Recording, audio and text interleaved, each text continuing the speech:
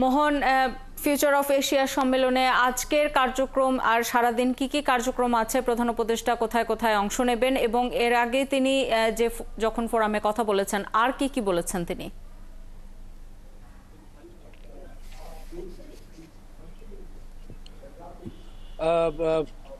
Future of এশিয়ার যে প্রোগ্রামটি রয়েছে নিকে ফোরামের, সেই প্রোগ্রামে প্রধান উপদেষ্টা তো সকালে কথা বলে আসলেন, অর্থাৎ জাপানি সময় অনুযায়ী যে সকাল। তারপরে কিন্তু আসলে বিশ্বের অন্যান্য দেশের অনেক নেতা এবং দেশের প্রধানরাও যোগ দিবেন।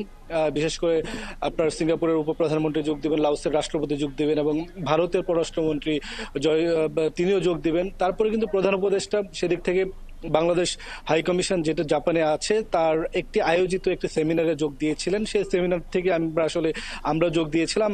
সেই সেমিনারে প্রধান উপদেষ্টা বিশেষ করে জাপানে কিভাবে আসলে বাংলাদেশি মানুষদের আরো বেশি পাঠানো যায়, জাপানে কিভাবে বাংলাদেশের সাথে আরো এনগেজমেন্ট ব্যবসায়ী সেটা বাড়ানো যায়, সেই বিষয়ে একটা সেমিনার হয়েছিল। আমরা সেই সেমিনারে দেখেছি জাপানের অসংখ্য ব্যবসায়ী সেখানে যোগ দিয়েছিলেন এবং সেখানে যারা জাপানের অনেক ব্যবসায়ী ইতিমধ্যে বাংলাদেশে ব্যবসা করেন, তাদের অনেকে তাদের যে আপনার অভিজ্ঞতা, সেই অভিজ্ঞতা শেয়ার করেছেন, বলেছেন বাংলাদেশ ব্যবসার জন্য ভালো জায়গা এবং যেন জাপানের অন্যান্য ব্যবসায়ী বন্ধু যারা রয়েছে তাদেরকে আহ্বান জানিয়েছেন। এবং প্রধান উপদেষ্টা তার বক্তব্যে বলেছেন জাপান বাংলাদেশের অকৃত্রিম বন্ধু, তারা সবসময় যে কোনো বিপদ আপদ থেকে শুরু করে সবসময় বাংলাদেশের পাশে ছিল।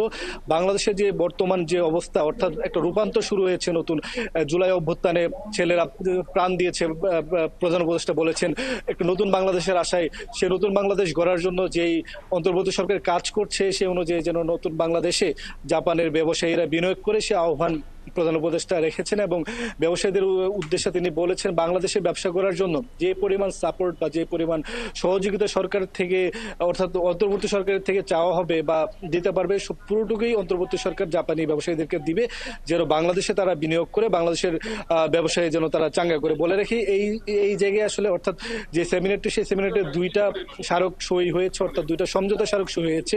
সেই সমঝোতা স্মারকের ডিটেলস আমরা হয়তো একটু পরে পেয়ে যাবো। মাত্র সমঝোতা স্মারক হলো এবং প্রধান উপদেষ্টা নিজে উপস্থিত থেকে সেখানে সমঝোতা স্মারকগুলো সই করেছেন। এবং বাংলাদেশি যারা প্রবাসী ব্যবসায়ী যারা রয়েছেন আমরা তাদের সাথে কথা বলেছি, তারা বলছেন যে প্রবাসীরা দীর্ঘদিন বাংলাদেশের রেমিটেন্স পাঠায়, কিন্তু তারা যেন যারা নতুন করে বাংলাদেশে আরো বিনিয়োগ বাড়াতে চান, বাংলাদেশে ছোট থেকে বড় করে মাঝারি বা বড় আকারে ব্যবসা তারা দিতে চান, সরকার যদি সাপোর্ট করে।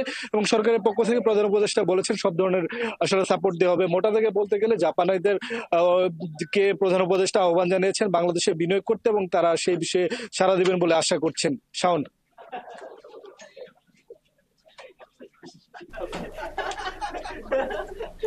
খবর রাখতে থাকুন মোহন, নিশ্চয়ই এরপরে আরো তথ্যের জন্য আপনার কাছে পরবর্তী সংবাদ সংযোগে ফিরবো। আমাদের সাথে জাপান থেকে যুক্ত হয়েছিলেন সহকর্মী মোহন ইসলাম।